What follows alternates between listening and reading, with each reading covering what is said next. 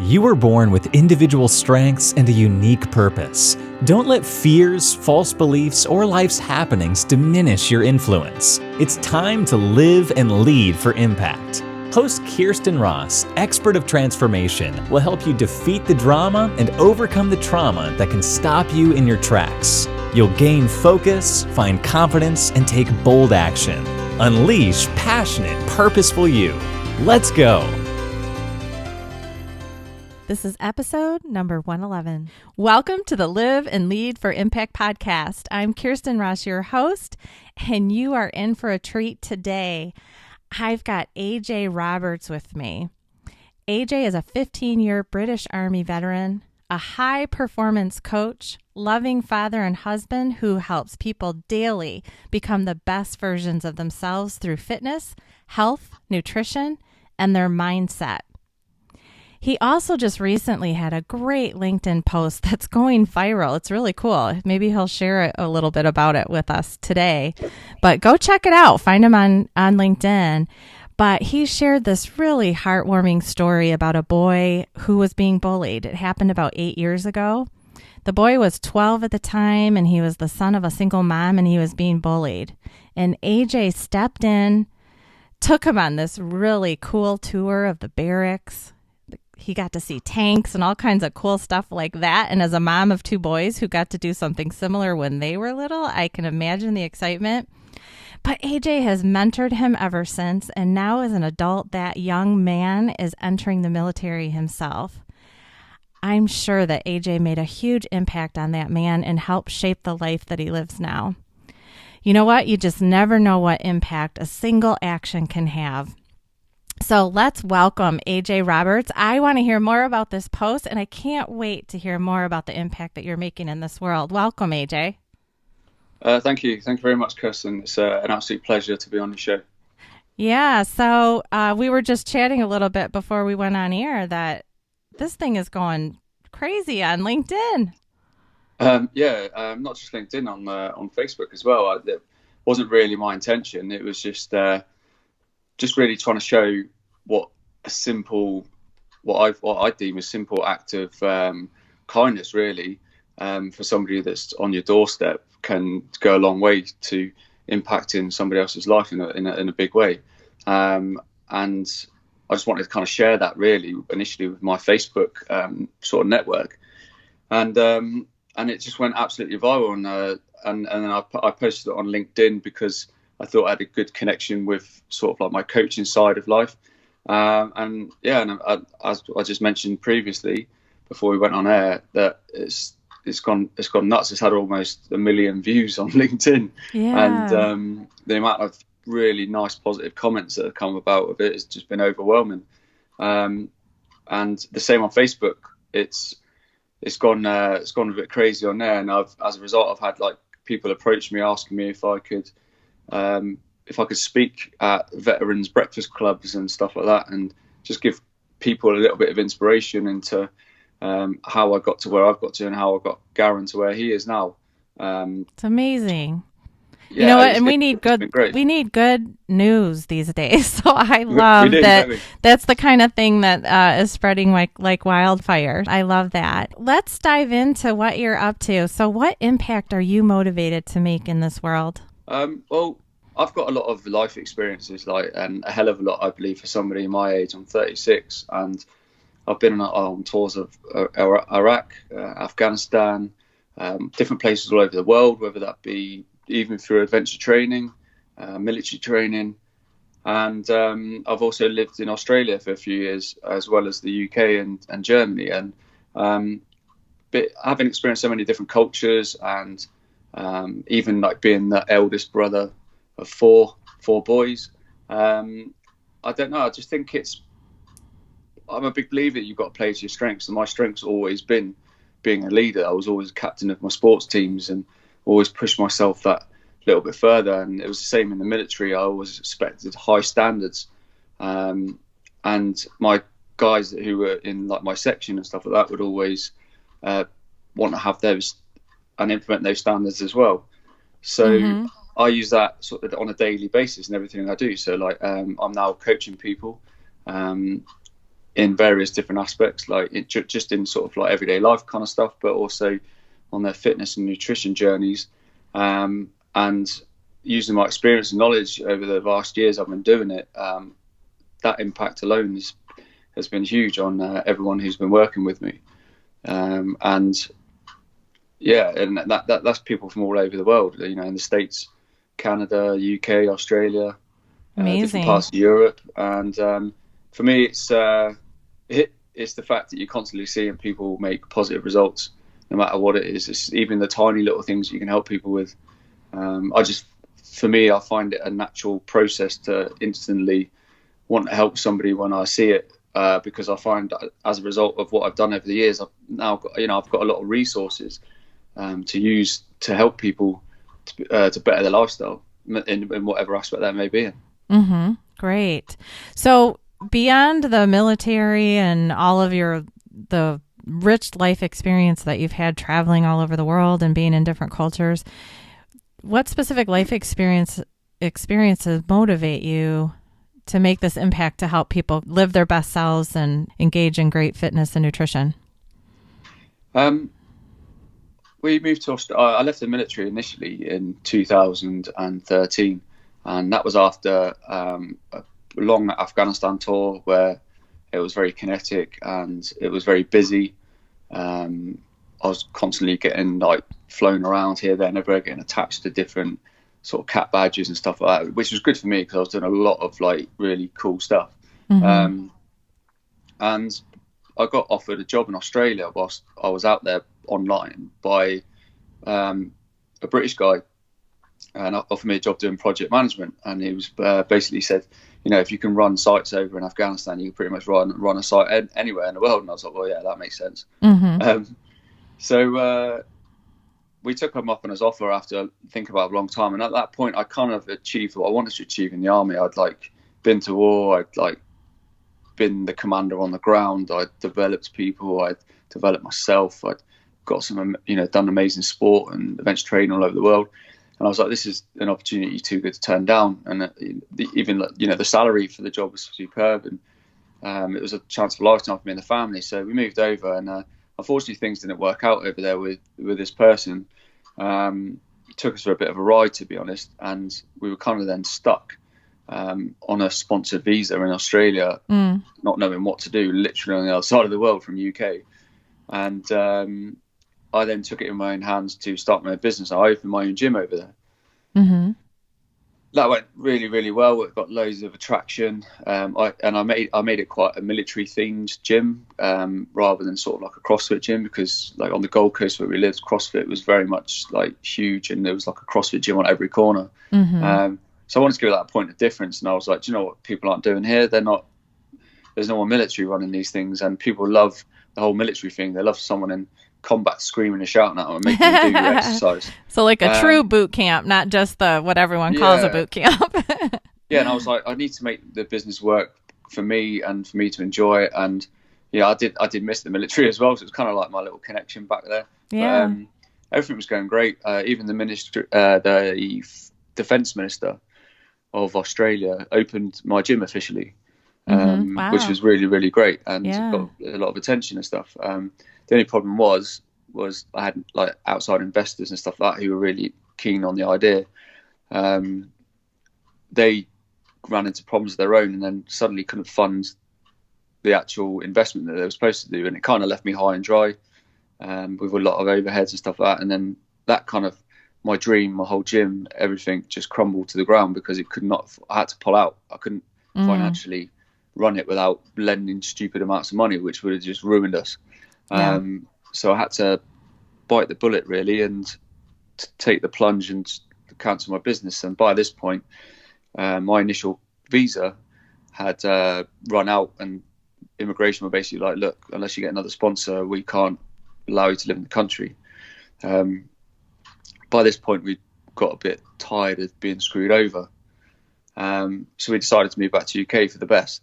And there's a lot of reasons why, financial, emotional, stuff like that. And it was horrible having to pull my kids out of their school, my wife out of her job, not seeing the beach every day. And I think when you ask the question, what impact has made me really feel my passion, I always reel it back to one incident when I stood there in my garage just before we moved back, and I was selling my children's toys so we could afford to pay for the flights to move back to England. And the fact I was having to take my family away from that whole dream lifestyle to come back to UK. I'm not saying there's nothing wrong with UK, but everything we wanted and loved, I was having to sell to afford to leave. And it was just that kind of moment. Then it always sticks in my head and gives me that drive, because as soon as we come back to UK, I was like, right, we come back to UK literally with the bags on our back. And I was just like, I wasn't going to settle for not doing anything about it. So straight away I was like, look, what am I going to do here? How am I going to support my family? How am I going to make them happy again? And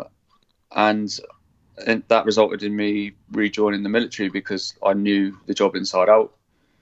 And I knew for a fact we'd get a house and the kids would then be able to settle in a school and stuff like that. And then 3 years later, we bought our own house and have settled nicely, not far from where I used to be based. So it's, it's that achievement that we've done all that in 3 years is the exact fuel and it's part of like who I am, and it's part of who my family have become.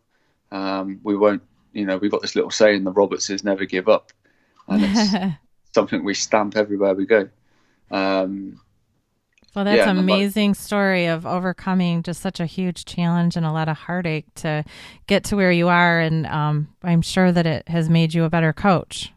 So often I think people think that, when you are a coach and you're motivating and all of that, that you've just had a simple life and it's been, you don't understand, or you haven't gone through what other people have gone through. And it definitely makes you more credible as you share and motivate people to overcome their life challenges. Like also when I look at things like that, what impacts really made me feel my passion. Part of my coaching and my podcast that I'm releasing not in the distant future, a lot of the topics I'll be covering is like to do with mental health and talking to guys that have overcome it within the military and stuff like that, because I'm sure it's pretty similar in the US and Canada and places like that. There's a bit of an epidemic with suicides. Yes. Unfortunately, last July, my best friend took his own life. Totally I'm so sorry to hear. Here where I was based, and it was totally unexpected. And part of my story, I think, into getting really, really into coaching was at his funeral, and I asked if I could do a eulogy, because I like writing, and everything I wrote was from the heart. And it was when I took the stand to read his eulogy, that was when I really felt that this is what I'm meant to do. And by that I don't mean like read loads of eulogies at people's funerals. I mean this, like everybody was staring at me, hoping to get an ounce of strength from what I was about to say, whether that be through like laughter, crying, whatever, and like everyone's eyes were fixed on what I was going to say. And I spoke to my wife afterwards, and she was like, "Oh my God, were you nervous?" And I was like, "Do you know what? I wasn't at all. It was like I felt good, because I was going to deliver something that was going to help these people just feel a little bit better about themselves for a short moment of time, given the situation we're in." And that's when I was like, "This is what I'm supposed to do. This is what I'm supposed to help people." And that's where I've since then taken it from strength to strength, and just really built up these relationships with people, and I just naturally like to do things to make people's lives better and make people the best versions of themselves, because everyone's got it in them. It's amazing.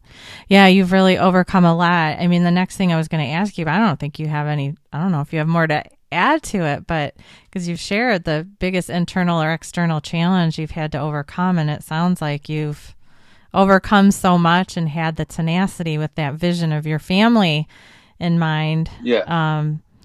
Already. But have you had any internal struggles that you've had to overcome through all of that you want to share about?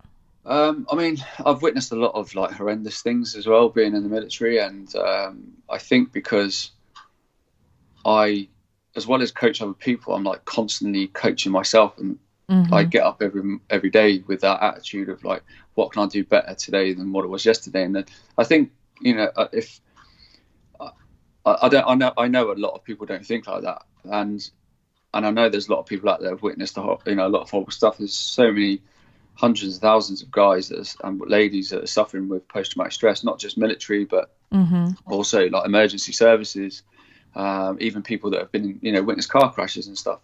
And it's really not a nice thing. And I'll have images in my head till the day I die, but I think it's just how I personally deal with them. So I say the internal challenges that I have is, I guess, not letting the past get to me, because I'm a big believer you should always constantly focus on that front windshield and not the rear view mirror. And I think that's probably the biggest internal challenge I have. But again, like, I use that to fuel my passion to help other people who are struggling with the same thing. Yeah. And like something similar as like a nice post that I posted on Facebook and LinkedIn, about helping my friend, is like help so many people. It's as simple, and from something so simple. And that's the kind of message I was just trying to get to people. Like, you don't have to go and take someone out on a luxurious holiday. It's just showing somebody the way through outside of their environment that they've been brought up in is all you simply need to do. Yeah. Amazing messages. So what words of wisdom do you have for others who want to make their impact? What would you tell them?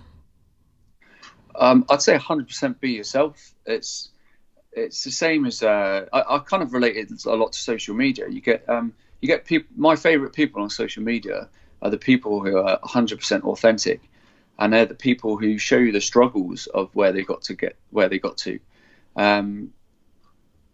It's the same as, like, if you want to be an impact on somebody, like, be 100% authentic, because people relate to you.